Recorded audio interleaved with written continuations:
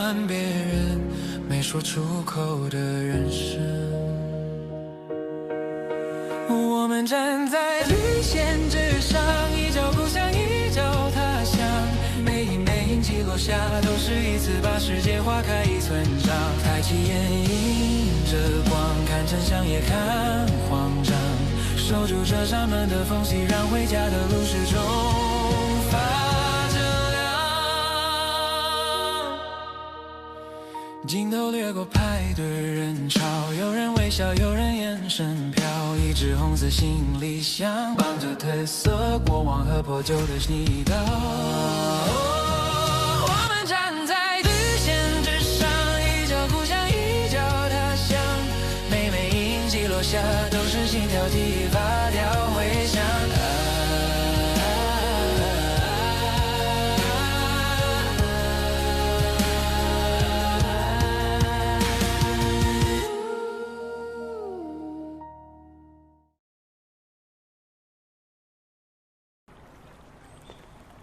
王老板，今天我们过来不是做什么英雄的，我们是要及时遏制犯罪分子的恶行。若是那些恶行没有被及时遏制的话，就会形成蝴蝶效应，在整个社会当中就会形成连锁反应，会把很多无辜的人给拖下深渊。您是做父亲的，您肯定是希望您的孩子在更加安全、更加美好的社会环境中成长，他应该每天无忧无虑地沐浴着阳光。而不是像您一样，每天提心吊胆的。您说呢？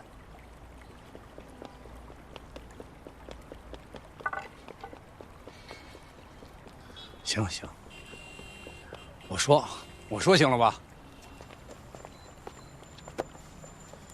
来下订单那个人呢，个头跟我差不多，年纪跟我差不多，名字叫鸿飞。我估计是假的啊，看上去挺斯文的。戴了一个无边框的眼镜，穿一件3件套的西装，根本不像是走私的人。对了，左手手腕上有一条长形的疤，给我递钱的时候我看见的。您要是再见到他，还能认出来吗？当然，他跟您交谈过程当中，除了说关于杯子的事之外，还有没有说过别的什么事情？没有，就只聊杯子的事了，其他什么都没说。但是，这说话怎么说呢？他用词准确，特别准确。王老板，您可能要辛苦一下，要尽快去趟海关，把您知道的一切跟上次联系您的缉私警察再汇报一下。没问题，我明儿就去，明儿送完孩子我就过去，行吗？可以。没事了吧？没事了。我能走了吧？可以。王老板，您帮了我们这么大一个忙，我也想帮您一个小忙。您帮什么呀？您不添乱就行了。这给您。我打过电话了，他手上应该是有适合你们工厂加工的订单。向修远，向良贸易公司。这可不是小忙啊，这是帮了我大忙啊！谢谢，谢谢。我能走了吗？您可以走了。谢谢。明天不要忘了海关啊！放心，一定。谢谢啊！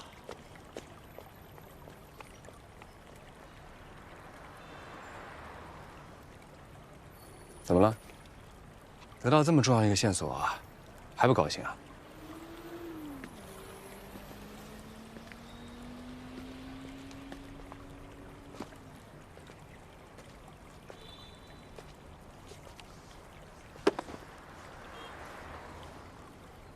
我就是生气。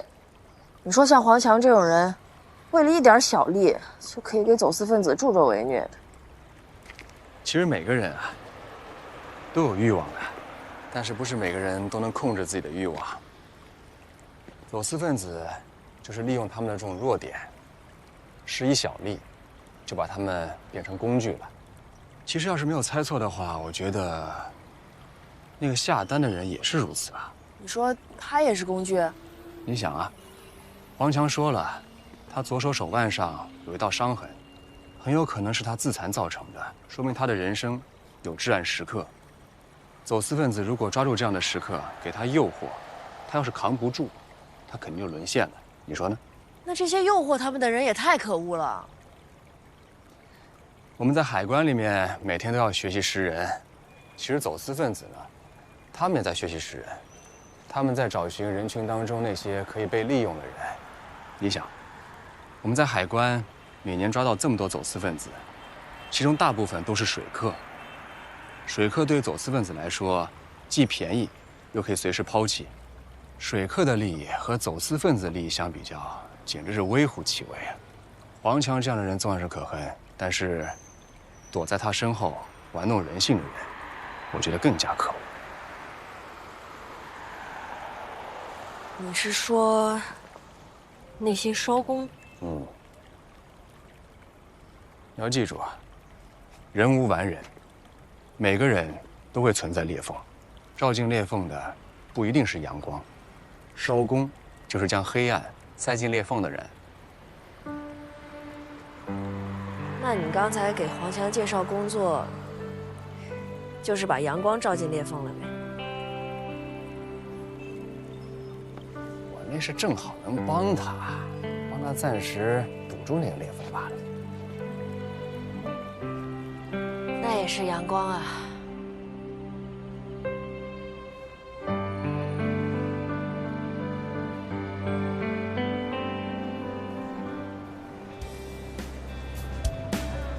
每件行李在传送带上的时间只有3到5秒，机会只有一次，绝不能错，必须做到万无一失。因为一失忘了，这个有问题，有可能是标本。那位先生，中国海关，请您打开您的箱子，我们需要进一步检查。根据法规，未经主管部门审批许可，禁止携带昆虫标本入境。昆虫标本，但是你看这个。这就是水果。您的行李之中有水果，根据相关规定，是禁止携带入境的。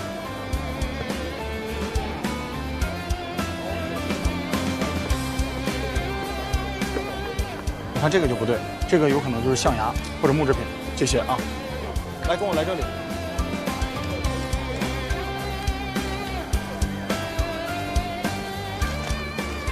象牙制品不能携带入境。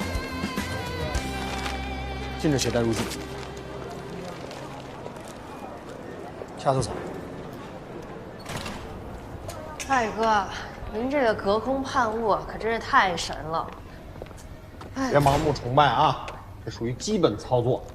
别看你师傅天天把百步识人挂嘴边，论起叛徒来，他得叫我师傅。那火哥呢？老火怎么说呢？不分伯仲吧。属于前浪和后浪的关系。我经常把他拍在沙滩上。不过呀，我最服的还是您这张嘴。哎，现在弃暗投明还来得及啊！哦，怎么样？一切正常。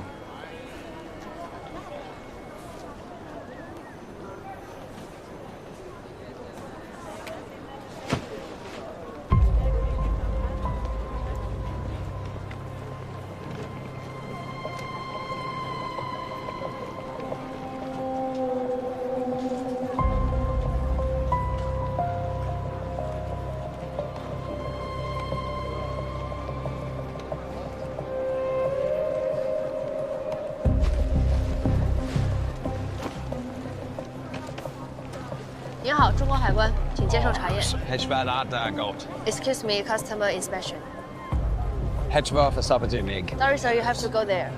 That's the rule. Check for Kiki Hedgevad Disaga. Ashvad Alvin in Please open it by yourself.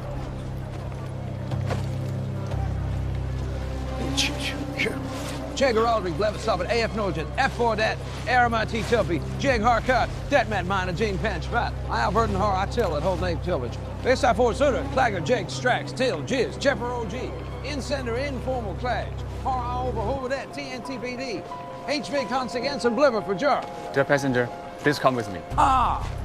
Femma du Jag, Shack that Mines, Sorry, sir, can you speak English? Ake Hodgebud, Shega, Jag Ha Stibbage and a Ledge, Lit Jag Scout, Mad Dead Salmon. 你看看你，你学了这么多外语也没有用啊，也听不懂啊。叫我翻译，快点。沃克，我看他好像没什么问题啊。找小语种翻译也挺费时间的，我们是不是不能耽误他太久啊？说的也有道理，要不然放他走。谢谢。原来您听得懂中文啊？你好，中国海关，请过来一下，这边。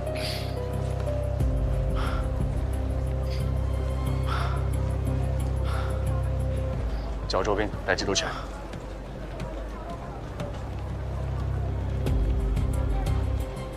不好意思。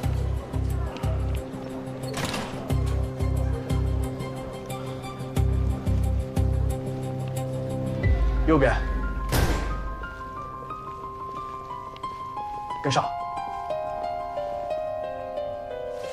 Don't touch it! Why are you detaining my luggage? This cabin is just a gift. 现在会说英文了。根据 X 光机检测显示，这地毯里面有不知名的白色粉末。我们可以相信，这个地毯不仅仅只是一个礼物。Through the X-ray, we found that there are a large number of unknown items hidden in your carpet. We have reason to believe this is not a gift. This is just bamboo fiber. You are wronging with a good person. 沃克，你来了。辛苦了。小虎，笑。行。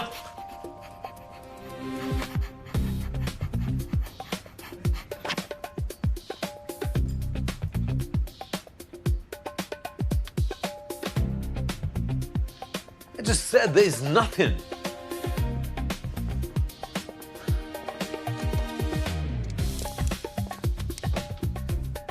Wait, this carpet is quite expensive stuff, you know? This costs 200,000 euros. If you will destroy it, you will pay twice as much as it cost. We know, sir. Please sit down. Calm down. 我现在以海关官员的身份回答你的问题。现在我要对你的地毯进行破拆，同时我承担所有法律后果。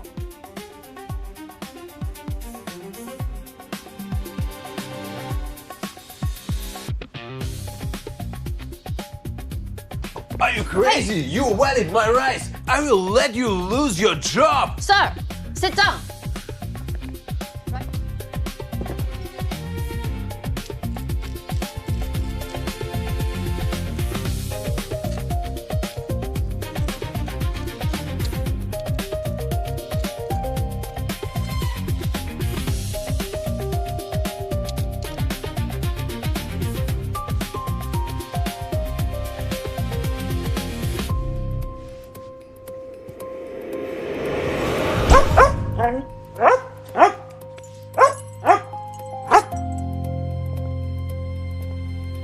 现在我们有证据可以证明，你携带的地毯当中含有禁止进入我国的违禁物品，请你配合中国警方还有中国海关的缉私部门调查。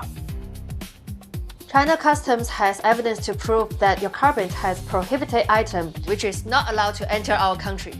Please cooperate with our Anti-Smuggling Bureau.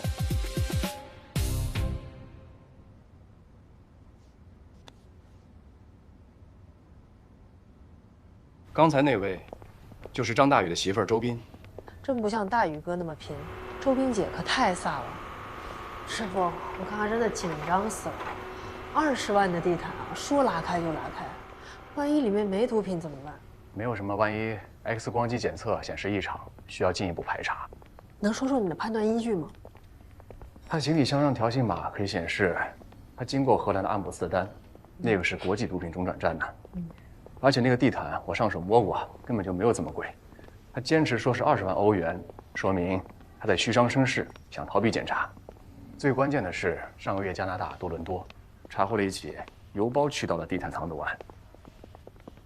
胆大心细，逻辑缜密，服了。哎，师傅，加拿大那个地毯藏毒案你是怎么知道的？你英语比我好，又比我年轻，应该比我更强才是吧？我媳妇说呀，小马当时都懵了。哎，你知道吗？上去闻愣没闻出来。这对一个优秀的缉毒犬来说啊，这是多么大的打击，多么大的心理伤害！当然了，帮我弄一下。你现在都这么厉害了，连狗的心理你都了解了。当然了，你们想啊，狗狗其实是能感觉到主人的亲情。我媳妇儿我最了解，她当时肯定懵了。是，我跟你说，你说虎子能不知道吗？对啊，哎，聪子，我跟你说啊，今天你不光是抓到了毒品走私犯，你还拯救了一条优秀的缉毒犬的自信心。你说我刚查审，你怎么就知道了？嗯，你看，我媳妇告诉我的，你行啊，不光能抓人。神副馆长，人呢？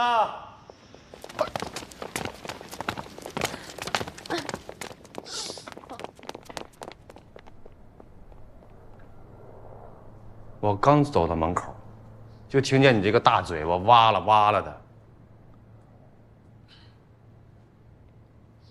说几句啊，这个地毯被我们完全破拆之后呢，发现3492克海洛因。这是今年我们滨海旅检查到的最大一起个人毒品走私案。你们一科立功了。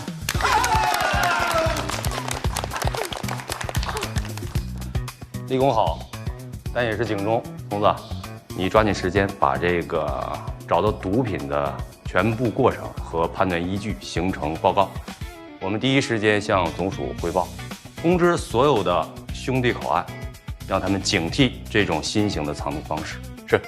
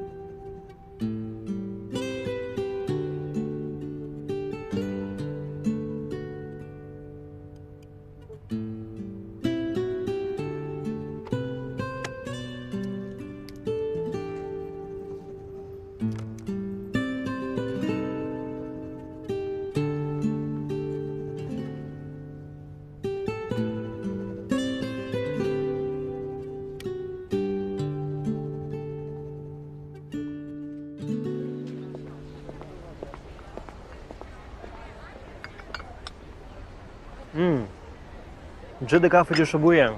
废话，那是姐专门带过来的，叫反正就是好咖啡。李铁，你把我的嘴给戒了，我可没钱维持。也没钱就别喝咖啡，喝点自来水不好。别跑我这儿哭穷，接着说。李姐，眼看着就是圣诞节和新年了，这个是咱们做后的最佳时间，咱们还不动吗？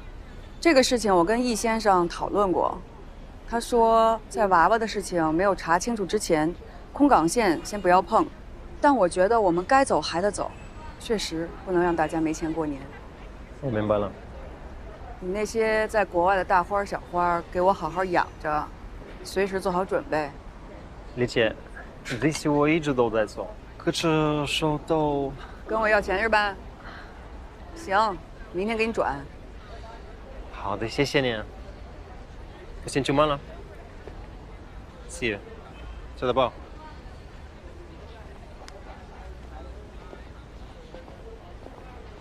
拜拜，花大姐。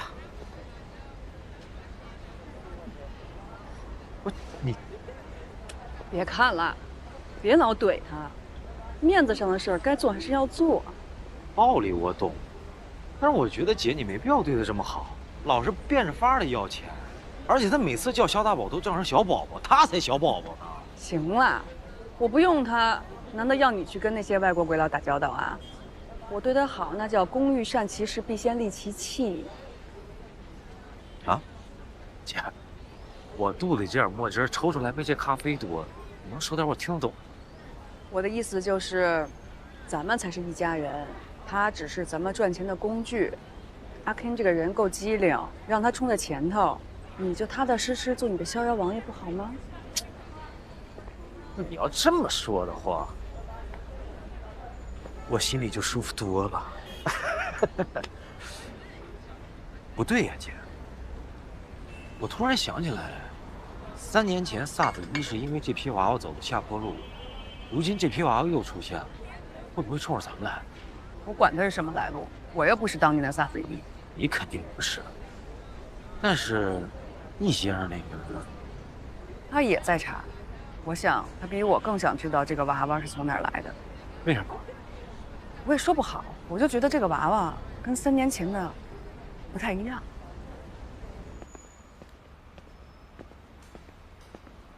郭聪，沈淘淘，有事吗？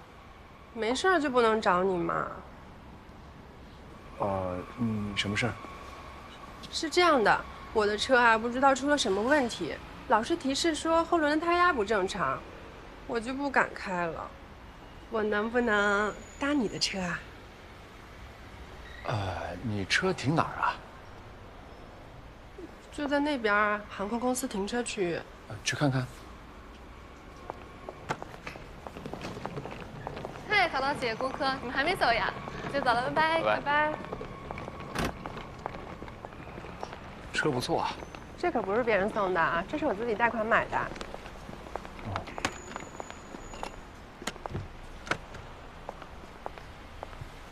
哎呦，这钥匙。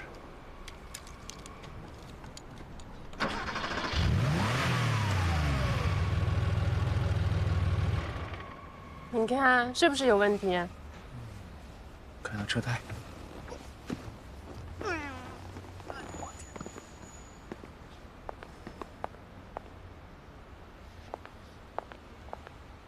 好像也没问题。哎，要不然我今天就不开车了，我搭你的车行吗？我是在想啊，会不会是仪表盘设置出问题了？要不然你把车开到4S店，让他们专业人看一看。我可不敢开，这轮胎出问题了，多可怕呀！我们科室里面有一个同事，他非常懂车啊，让他过来看看吧。那倒不用了，回头我让4S店的人来看一下就行。哎呀，不用，让他看吧。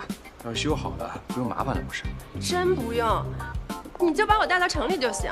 哎呀，不行不行，这个事关重大，安全第一嘛。原来你是在担心我的安全呀？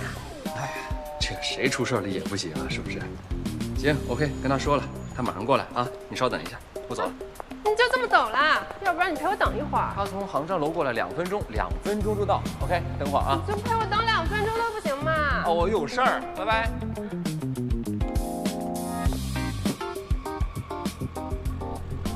他还没来啊？你稍等啊，帮你催他。拜拜。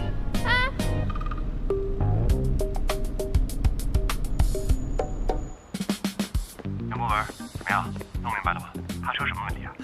顾客，哎，我道你说这1068了，我没看见沈淘淘的，这我都转了好几圈了都。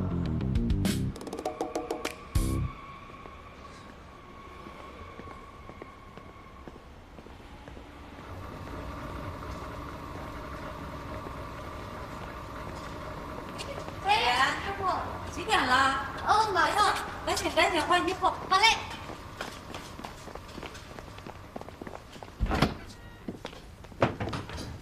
哎，于姐，你听说了吗？什么呀？咱们科换班那天啊，沈淘淘约郭科去修车。然后呢？然后郭科没去，他把严博文支去了。倒霉孩子！哎，这沈淘淘也真是够执着的，换我早撤了。哎，要我就不撤，我不追到我心爱的男神，我肯定就不撤。要是人家不喜欢你呢，你还不撤？那你怎么知道人郭科不喜欢沈淘淘？这男人都是嘴上一套，心里一套。那他干嘛还派严博文去啊？他自己去不就好了？哎，这没准儿是郭科的战术呢，欲擒故纵。觉得不会。郭科呀，喜欢就是喜欢，不喜欢就是不喜欢，没必要装。那没准人顾客自己在心里比较呢。喜欢他的女孩那么多，沈淘淘一个，塔台的一个，哎，最夸张的是那个地勤的，那一口一个郭哥郭哥郭哥郭哥，他每次来大宇哥都说啊是青蛙来。行了，你别郭哥郭哥呱呱呱了，一天天的就知道吃瓜。嗯，吃醋了？哎。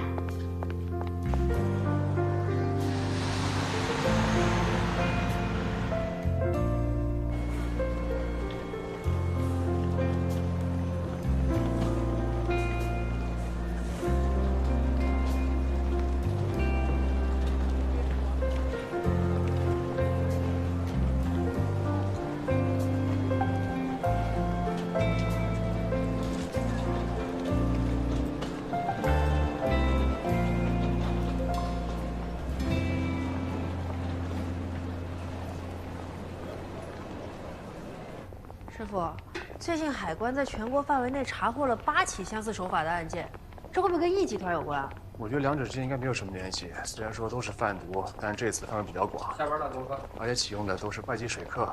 我师傅打掉这个集团到现在为止3年时间，这么短时间，应该不会发展那么壮大。除非他们和外国犯罪集团联手。我倒巴不得他们之间有什么联手呢，这样就可以顺藤摸瓜，让他们一网打尽，把这个毒瘤彻底给它拔掉。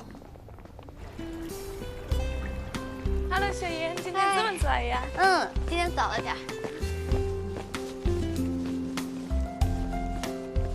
张宇，我进来啦。哦。你怎么这么早就到了？这不还没到点儿呢吗？哎呀，我妈呀，昨天卤了好多肉，还有一些生腌的小海鲜什么的，我就想着给你拿点来啊，不然你天天在食堂对付也不行。什么肉啊？你看啊。闻闻香不香？哦，香吗？香，香吧？哦，但现在不能吃啊，没饭，太咸。那我给你放冰箱了，你记得想着吃啊。行，那我不客气了，替我谢谢阿姨。哎呀，忙啥呢，在这？我在整理最新的海关新闻。我发现最近啊，国内好多海关都查获了那个走私的 HPV9+疫苗。HPV9+疫苗，这玩意儿最近挺火呀。我在网上看到好多人在那说自己有途径能打到 HPV 疫苗呢。是吗？我找给你看啊。你看，半年卡均可在本院打 HPV9+疫苗。现在这医美中心都能打9+了。这是医美中心？哪家呀？没说呀，看看。还有这个，他预约到香港9+，但是路费和住宿费好贵，他能不贵吗？9+打3针，那就意味着他得来回香港3趟。你说这医美中心都哪来的渠道打的疫苗啊？不是，还真有人在医美中心打呀？那不太扯了吗？子宫跟脸能一样吗？这些女孩也太糊涂了吧！我觉得只能有3种情况：一呢图便宜，2呢图省事儿不用预约，3呢既图便宜又图省事儿。我想起来了，我前2天看那个新闻，是扬州还是苏州的一个警方查获了一家9+预约的诈骗团伙。诈骗？大家还有什么要补充的吗？没了。有。师傅，我和小妍最近发现了一个新热点 ，HPV9+疫苗。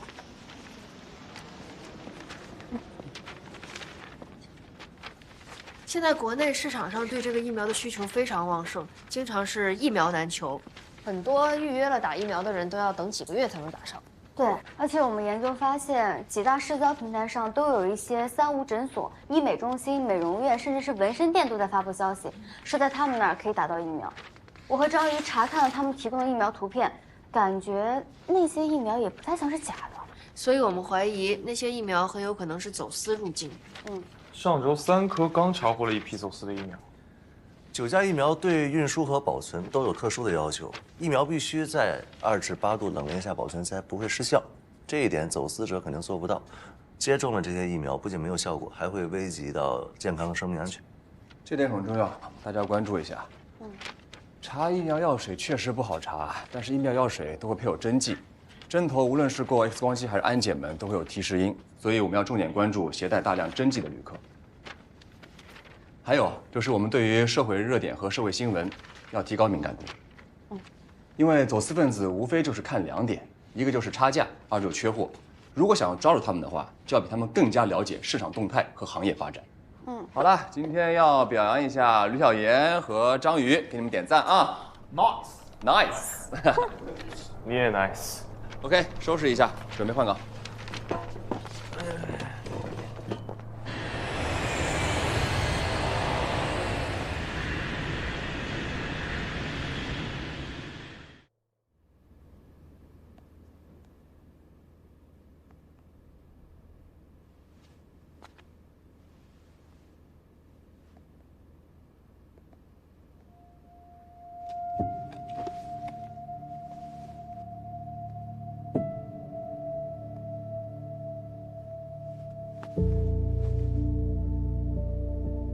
哎，小妍，哎，你有没有听说过一家叫做素黛美雅的医美中心啊？好像没有。哎，你是要做医美吗？你别在外面找一些别的啊，都没啥保障。我妈有一家长期在做的，哪天我带你去。行，我知道了，我先挂了啊，有点事儿。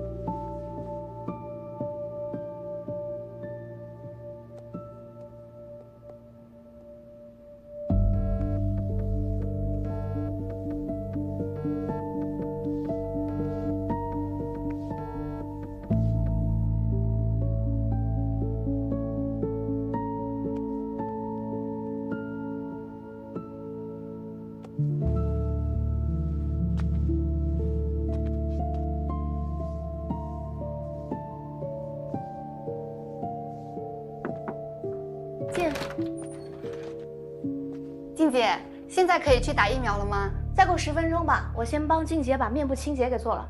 好的。静姐，一会儿打完疫苗啊，要留观半个小时。我们正好把你的补水护理给做了。你们这安排的不错嘛，麻雀虽小，五脏俱全。节约您的时间嘛，这样啊就不用再专门跑一趟去打疫苗了。我一会儿一定帮你们发一个探店图，好好宣传宣传。谢谢静姐。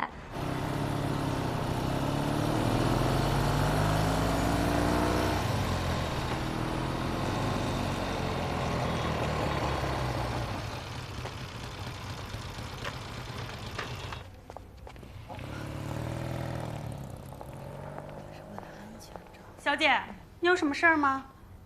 哦，你们这儿不是能打那个9价疫苗吗？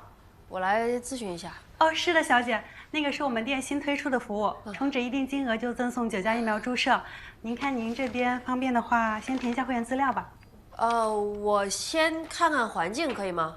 啊，行，那我带你参观参观。好，来，这边请。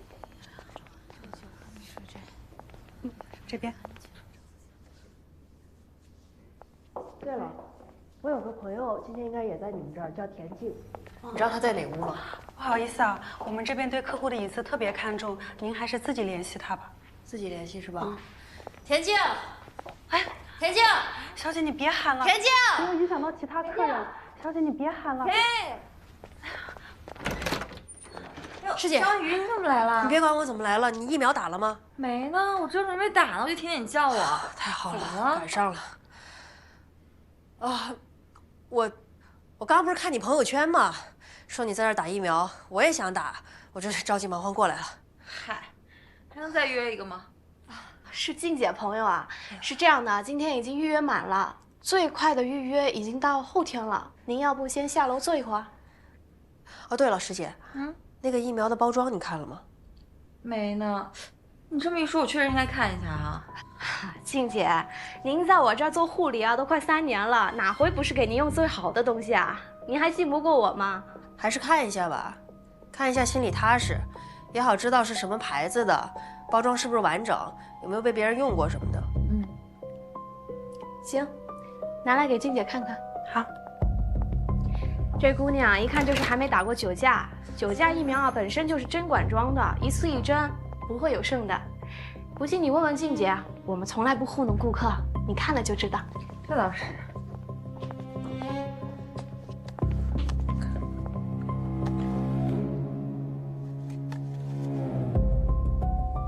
给我也看。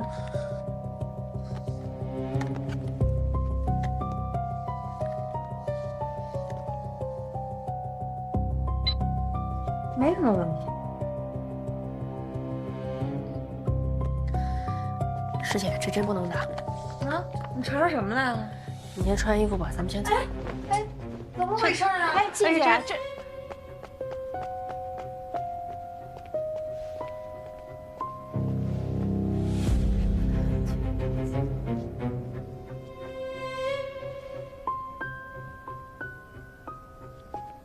请问一下，你们都是来打那个酒驾疫苗的吗？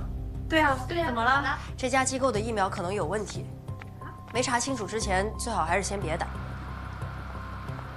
张宇，你干嘛呀？你确定有问题吗？我打第一针的时候看过包装，编号什么都还在。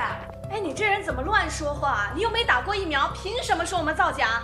首先，我刚在国家药监局的网站上查了这个包装上的编号，查不到，说明这个编号根本就没有通过药监局的认证。真是。其次，这家机构的控股公司曾经因为进口医疗器械未提交产品证书和资质证明，涉嫌逃避商品检验，被海关行政处罚过。还有这事？你懂什么？你别在这污蔑我们啊！我可以告你。你们连一个疫苗都敢糊弄顾客，被揭发还这么理直气壮的，你对得起自己良心吗？怎么回事？你说清楚啊！我告诉你，我们可都是冲着打疫苗才充钱的啊！你这不欺诈吗你？必须给个交代，我们都充钱了。说话呀你！怎么会这样啊？大家听我说，这些疫苗很可能是非法走私入境的，因为正规疫苗是需要全程冷链运输的，但是走私疫苗为了逃避海关的监管，会藏在各种地方，所以根本没有办法保持恒定低温。这些疫苗很有可能已经失效，甚至是变质了。怎么办？我都打过一针了。这能开玩笑呀？给我们交代，跟我们说清楚啊！恐怕您对我们是有什么误会吧？哎呀，俗话说冤家宜解不宜结嘛，有什么事儿咱们可以坐下来说。走，咱们进去说清楚。来来，不用了，有什么话咱们就在这儿说。行啊，当面说。那今天就当着大家的面，你把话给我说清楚了。你凭什么说我们店的疫苗有问题啊？有证据吗？你敢对你说的话负责任吗？你哪个机构哪个单位的？我今天就找律师起诉你。手机。好啊，我是滨海华研机场海关官员张宇，这是我的工作证。好啊，你们收这么高的会员费，还敢打假疫苗，这简直就是草菅人命！幸好海关同志来，否则就上你的当了。被骗了还无所谓呢，主要是这疫苗打了后遗症，那怎么办？好，你不信？我已经报警了，那么卡里警察马上就到，看住了，不能让他们走。带我们的密的。有什么话留着警察来了再说吧。不过我还是要奉劝你一句，踏踏实实的做生意、做人，比什么都重要。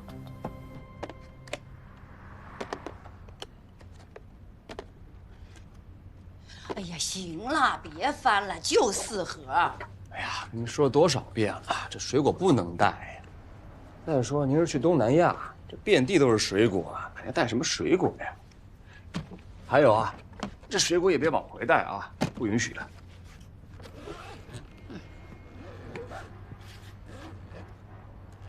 哎，你们海关又上头条了啊！这小姑娘，我怎么看着有点眼熟呢？哎，你看看。我是滨海华研机场海关官员，这是我的工作证。我想起来了，就是那个视频里站在你旁边那个小姑娘吧？这个小姑娘啊，看着就一身的正气。做生意、做人，比什么都重要。真的服了他。哎，我这行李收拾完了没有啊？你给我撂地下。什么事还得靠我自己。哎呦喂，这孩子。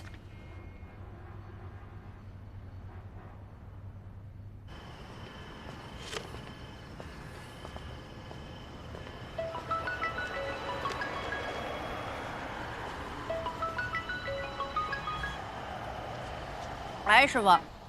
张宇，你不是胡闹吗？谁让你去医美中心的？谁给你这权利啊？不是我私人时间去见了个朋友，我怎么了我？我做错什么了？你是海关官员，你穿着制服的，你忘了？我没忘啊，我时时刻刻都记着呢。我们没有权利查别人，你要违反多少次规定才可以反省啊？我告诉你啊，明天早上提前2个小时来北京市找我，听见没有？不用明天，我现在就来见你，把话说清楚了。不是你我，喂，这是够倔的。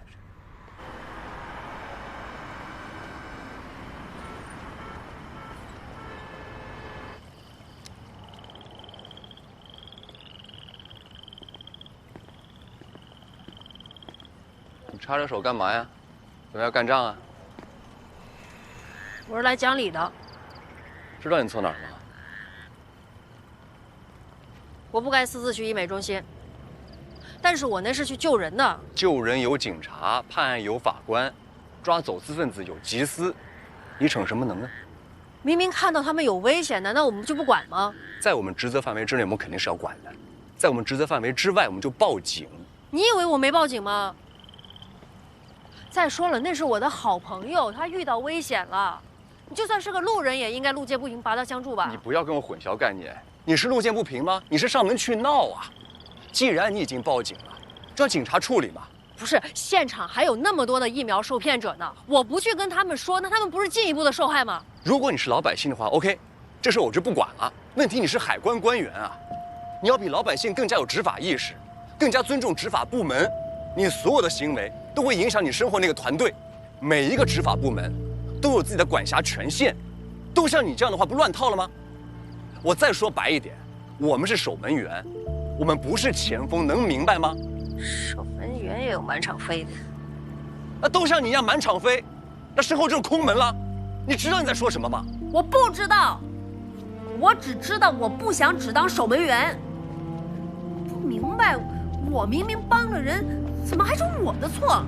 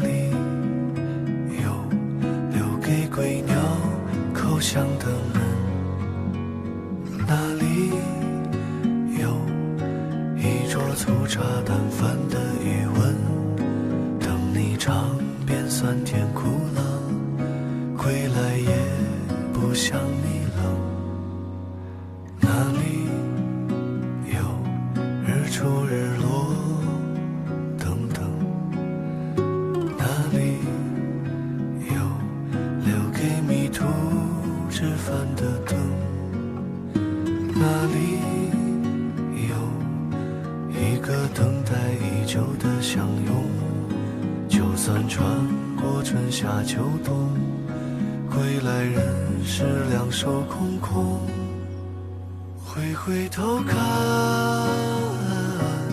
那里藏着一扇门，点着一盏灯，等着一个人。回头看，那里等着一个人，守着一片黄昏，盼着一缕清晨。